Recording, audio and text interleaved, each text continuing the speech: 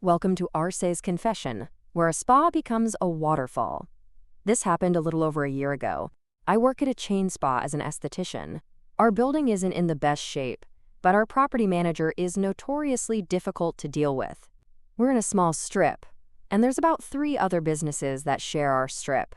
Our building had an issue. Can't remember if it was the roof or the AC unit, but water was leaking into the ceiling and causing water damage. We had to remove and replace several ceiling tiles before, but this time it got really bad. A ceiling tile fell off in the hallway, and water was pouring from it. Want to know the solution my job came up with? They put a garbage bin underneath the leak and called it a day. We started calling it Tranquility Waterfall as a joke. The boss kept taking your client back for what's supposed to be a relaxing service, and you first have to pass the obnoxiously loud cascade of water flowing into an industrial-sized garbage can. Nobody was doing anything about it. Management seemed to think it wasn't that big of a deal, but the service providers were starting to get annoyed. Water damage was spreading to the massage rooms, and some therapists were worried a ceiling tile might fall on them or a client during a service.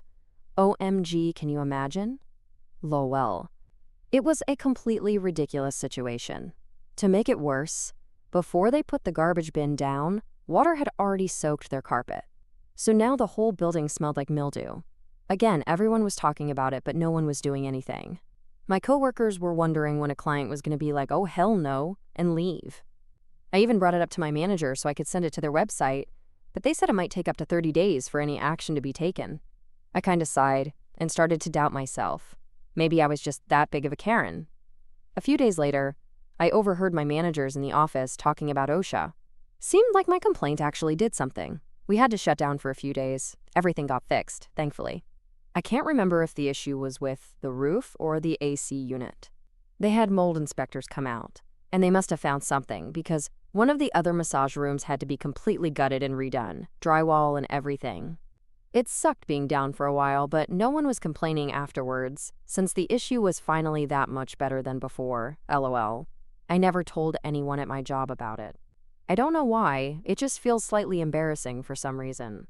I don't want to be perceived as a Karen or complainer because I really not.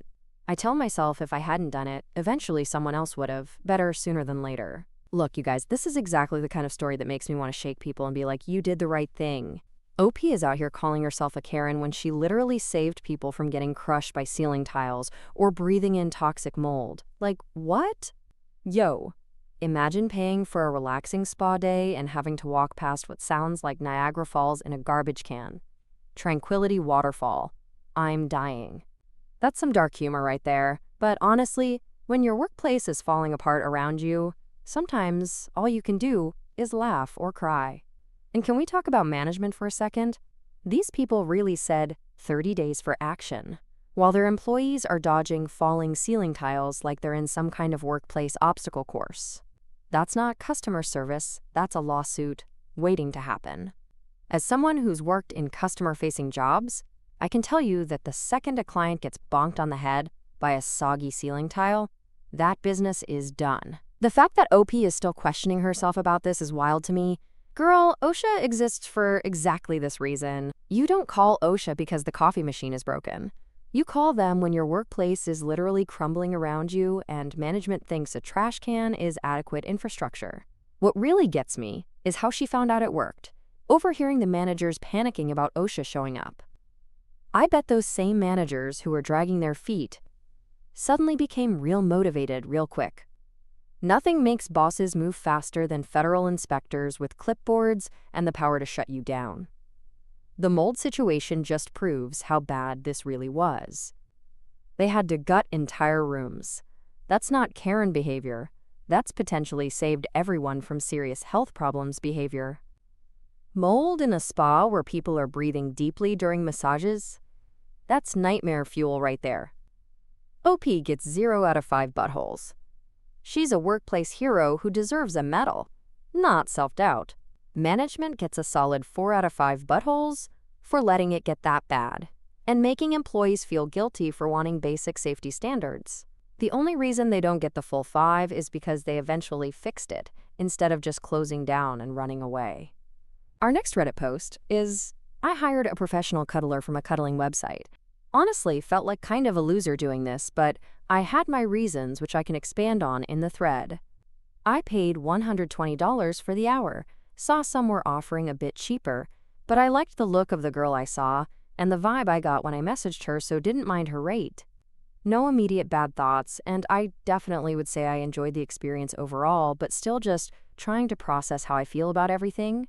So my girlfriend of 3 years broke up with me about 6 months ago. We lived together, had this whole routine, And I thought I was doing fine, going to the gym, hanging with friends, whatever. But man, I didn't realize how much I missed just being held. Not even in a sexual way, just having someone's arms around me while watching TV or whatever. My friends think I'm weird for admitting this stuff, but honestly, I was getting pretty touch-starved. I'd catch myself lingering too long when someone gave me a hug goodbye, or I'd sleep with 4 pillows trying to feel less alone in bed. Pathetic, I know. Anyway, I found this website through some random Reddit thread. Yeah, I know how that sounds, but there were legitimate reviews and everything seemed professional. The girl I picked, Sarah, had really good ratings, and her bio talked about helping people with anxiety and loneliness. She wasn't supermodel hot or anything, but she seemed genuine and kind. We met at her apartment, which was clean and normal, not sketchy at all. She made tea and we talked for 20 minutes first, which honestly helped with the awkwardness. She asked about what I was looking for, and I just word vomited about the breakup and feeling isolated. She was really understanding about it. The actual cuddling was weird at first, I was so in my head about it. But after a while, I just melted into it, We watched some Netflix show, and she just held me, ran her fingers through my hair, and I felt more relaxed than I had in months. No weird stuff happened. It was completely platonic like she advertised. The hour went by way too fast. When it was over, I felt this weird mix of grateful and embarrassed. I paid someone to hold me. That's not exactly a confidence booster. But at the same time, I slept better that night than I had in weeks. I keep going back and forth on whether I should book another session. Part of me thinks I should just try dating again instead. But honestly, right now I'm not ready for all that emotional baggage. This felt safe, I guess. I haven't told anyone in real life about this. Pretty sure my friends would roast me forever. Okay, so wow. You guys, I was not expecting to get hit in the feels this hard with a professional cuddling story, but here we are. Look, first off, OP calling himself a loser this is breaking my heart. Dude, you identified a need you had and found a healthy, safe way to meet it. That's not pathetic. That's emotional intelligence. How many people out there are walking around touch-starved and miserable but too proud to do anything about it? And can we talk about how real this is? 6 months after a 3-year relationship, and he's sleeping with 4 pillows, trying to feel less alone. That detail hit me right in the chest, because I've been there. After my last serious breakup, I literally bought one of those body pillows. Not proud of it, but physical affection withdrawal is a real thing that nobody talks about. What gets me is how he describes the whole experience. The awkwardness, the conversation beforehand, the way he melted into it. That's exactly how someone would actually process something like this. It's vulnerable and honest, and kind of beautiful in a way. The fact that Sarah took time to talk with him first and made him feel comfortable, that's professionalism right there. This isn't some sketchy situation. It's literally therapeutic touch, which is a real thing that helps people. We pay for massages, therapy, personal training. Why is paying for safe, platonic physical comfort any different? I love that he's honest about the conflicted feelings afterward. Of course you'd feel weird about it. Society has trained us to think that needing physical affection makes us weak or desperate. But you know what's actually weak? Suffering in silence because you're too embarrassed to ask for help. And his friends would roast him forever? Those aren't good friends, bro. Good friends would be like, whatever helps you heal, man. OP gets 0 out of 5 buttholes. He's just a human being trying to process grief and loneliness in a healthy way. Sarah the cuddler gets 0 out of 5 buttholes too. She's providing a legitimate service with professionalism and compassion. Society gets 3 out of 5 buttholes for making people feel ashamed about basic human needs for physical comfort. Our next Reddit post is Walmart mistakenly gave me 700.00 worth of product for free. I was inspired by another Walmart post I saw a few minutes ago. Back in 2011, my city was hit with a huge EF5 tornado. The day after the tornado, I went to a Walmart to stock up on supplies. We had no gas or electric, and because of the damage, we knew it was going to be quite a while until services were restored. Really needed them to pay, and their whole payment system was down. Not taking credit cards, they let me write a check even though they couldn't run the check through their systems. A few statements later, and I keep noticing the check never cleared. Ended up calling the Walmart and letting them know what happened. They took my information and told me they would take care of it. They never did. Oh well, I tried to do the right thing. So let me give you guys the full picture here, because this was honestly one of the craziest situations I've ever been in. The tornado that hit us was massive. Like, it literally wiped entire neighborhoods off the map. I'm talking about houses just gone, reduced to splinters and scattered across fields miles away. My family was lucky. Our house lost the roof and all the windows were blown out, but the structure was still standing. A lot of our neighbors weren't so fortunate. But anyway, the whole city was basically in survival mode. No power, no cell towers, no internet, nothing. It was like we got sent back to the Stone Age overnight. So the next morning, I'm thinking about what we need to survive the next few weeks, right? We're talking basics. Water, non-perishable food, batteries, flashlights, tarps to cover the holes in our roof, you name it. The Walmart was one of the few stores that managed to open, but they were running on generator power, and their whole computer system was fried. I loaded up 2 shopping carts, and I mean loaded. Cases of water, canned goods, camping gear, tools, medical supplies. The whole 9 yards. When I got to check out, the cashier looked exhausted and stressed out of her mind. She told me their credit card machines were down. Cash only. Problem was, I didn't have $700 in cash on me. Who does? But then she said they could take a check, even though they couldn't verify it. I guess corporate had given them permission to just wing it under the circumstances. So I wrote the check, handed it over, and walked out with everything. Weeks went by. Power came back. Life slowly returned to normal. I'm checking my bank statements and noticed the check never cleared. At first I figured it was just delayed because of all the chaos. But months passed, still nothing. Finally, I called the store. Explained the whole situation to the manager. He took down all my information, said he'd look into it and get back to me. Never heard from him again. I called 2 more times over the next year. Same story. They'd look into it, and then nothing. Look, I'm not gonna lie to you guys. Part of me felt guilty about it.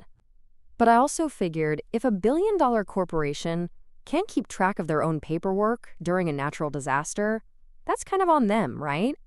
I tried to do the right thing multiple times. At some point, you just have to let it go. Okay, so 10. This is wild on multiple levels, you guys. First off, OP lived through an EF5 tornado, which for those who don't know is basically nature's way of saying, I'm gonna delete your entire town. These things have winds over 200 miles per hour. They don't just damage buildings, they literally erase them from existence. So we've got OP, probably traumatized, dealing with a destroyed house, no power, no infrastructure, and he's trying to keep his family alive. He goes to Walmart, loads up on survival supplies, which, by the way, is exactly what any responsible person would do.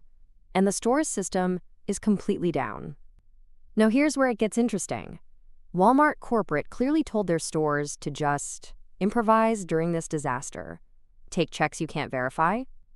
Sure, whatever keeps the community functioning. That's actually pretty decent of them, not gonna lie. But then OP does something that honestly shocked me. He noticed the check never cleared, and he called them to fix it. Multiple times. Dude, most people would have just quietly enjoyed their free tornado supplies and never mentioned it. But this guy's conscience wouldn't let him rest. And Walmart? They basically went, thanks for letting us know, we'll get right on that, and then proceeded to do absolutely nothing. 3 separate times? At that point, OP gave them every opportunity to collect their money, and they just didn't care enough to follow through. Look, I've worked retail, and I can tell you that $700 is probably a rounding error in Walmart's daily revenue. They lose more than that to shoplifting every hour. The fact that OP tried so hard to pay them back actually speaks to his character more than anything else.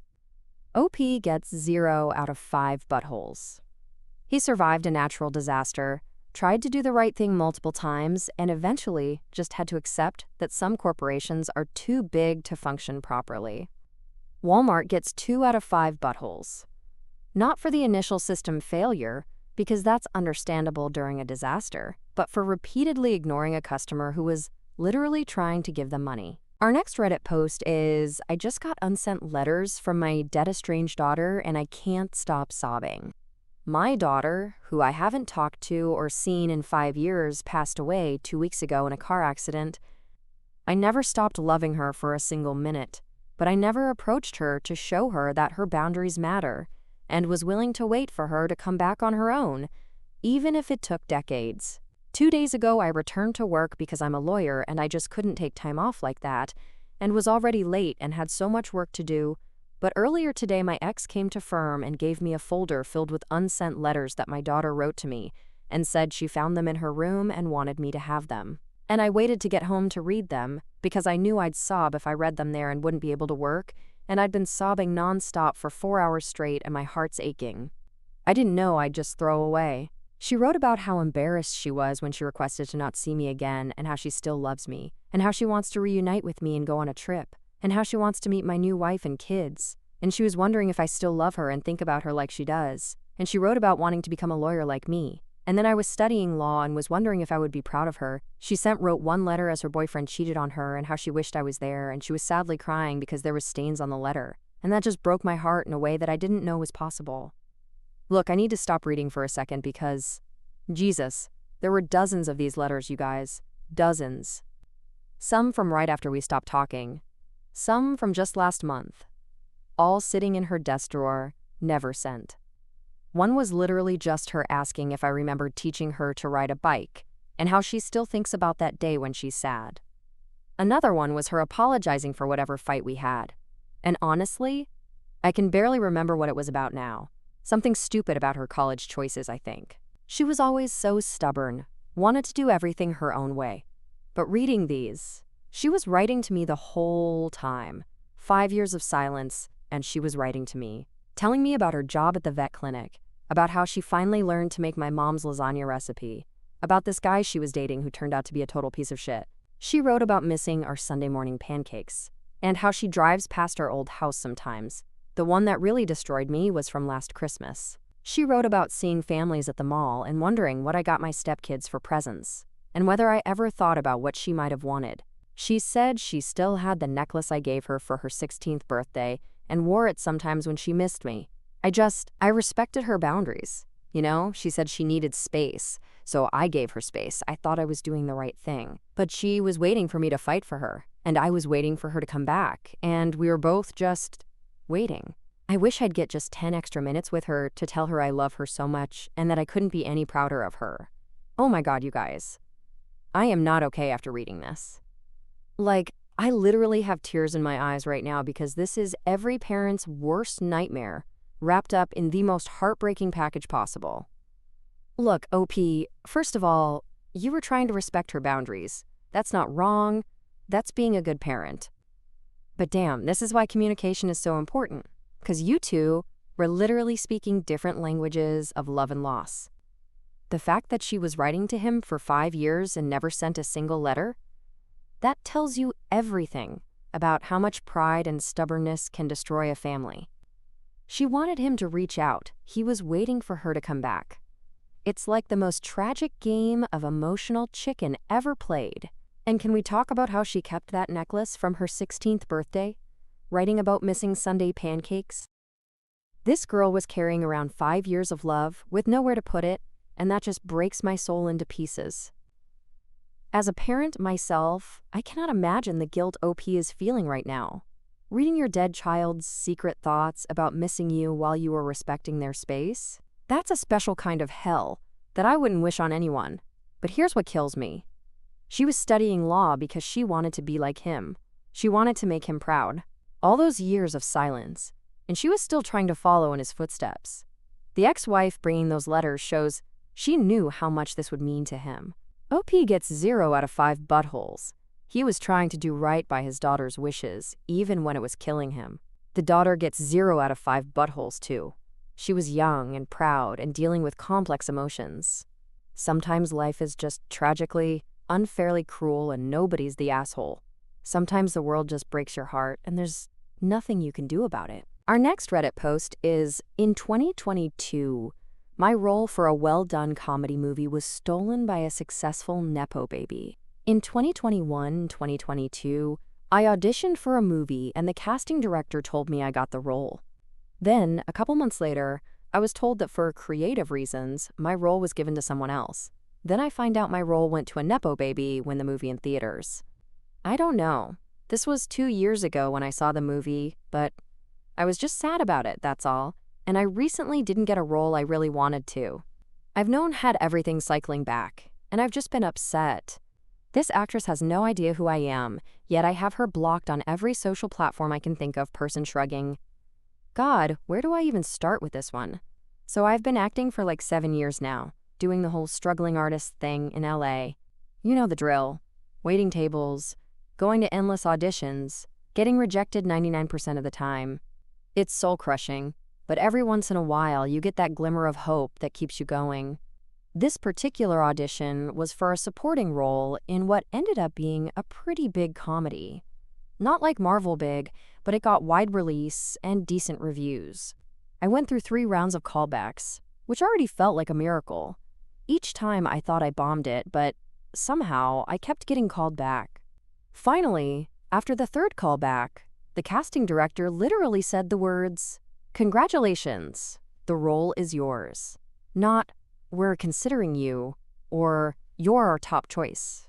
She said I got it. I actually recorded a voice memo to my mom right after, because I was so excited and wanted to remember the moment I started telling people, my family, my closest friends.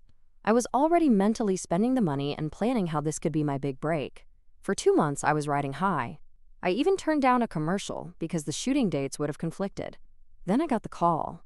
My agent was weirdly vague about it, just said there were last-minute creative changes and they were going in a different direction. Industry speak for, "You're fired, but we don't want to say why." I was devastated, obviously. But I figured maybe they rewrote the character to be older or younger, or maybe they decided to cut the role entirely. That stuff happens all the time in Hollywood. Then the movie came out, and I made the mistake of going to see it opening weekend. And there she was, playing my role. The same character, same dialogue I'd memorized, same scenes I'd already envisioned myself in. But it wasn't some unknown actress who beat me out in a fair fight. It was the daughter of a very famous actress, like household name famous. And this girl had already been in 3 other movies that year. She didn't need this role. She probably forgot she even auditioned for it. I sat in that theater watching her deliver lines I'd practiced in my bathroom mirror for weeks, and I just broke. I cried in my car for like an hour afterward. The worst part? She was fine in the role. Not amazing, not terrible, just fine. Which somehow made it worse, because it proved they didn't choose her for her incredible talent. They chose her because of who her mom is. I know I sound bitter and pathetic, and maybe I am. But seeing her face everywhere during the movie's press tour, knowing it should have been me, it messed me up for a while. Yo, this one hit me right in the chest, because this is the dark side of Hollywood that nobody wants to talk about. OP got the role, legitimately earned it through multiple callbacks, and then got it yanked away for a Nepo baby. That's not just rejection, that's having your dreams stolen in broad daylight. Look, I've never been an actor, but I can imagine how crushing this must have been. You get told, "Congratulations, the role is yours," and you start planning your whole future around it. You're probably thinking this is your big break, right? And then some executive's kid needs a job, and suddenly there are creative reasons why you're out. The fact that she blocked the actress on social media even though they've never met, that's petty, but honestly, I get it. Sometimes you need to protect your mental health, and seeing someone living your stolen dream all over Instagram would be torture. And can we talk about how the casting director just straight up lied? Creative reasons, my ass. The creative reason was nepotism, plain and simple. At least have the decency to be honest about it, instead of insulting OP's intelligence with corporate bullshit. What really gets me is that OP turned down other work because of this role. That's money out of pocket, opportunities lost, all because someone gave their word and then broke it the second a more connected option walked in. The entertainment industry is already brutal enough without having to compete against people who were born on third base. Like, this Nepo baby probably has agents calling her with offers, while OP is grinding it out at auditions and getting ghosted by casting directors. I love that OP admits to being bitter about it because that's real human emotion. Of course you're bitter. You earned something and had it stolen from you. Anyone who says they wouldn't be upset about that is lying. OP gets 0 out of 5 buttholes. They earned that role fair and square and got screwed over by the system. The Nepo baby gets 1 out of 5 buttholes because she probably didn't even know what happened, but she's still benefiting from unfair advantages. The casting director and production team get 5 out of 5 buttholes for being dishonest, unprofessional liars who crush dreams for networking opportunities.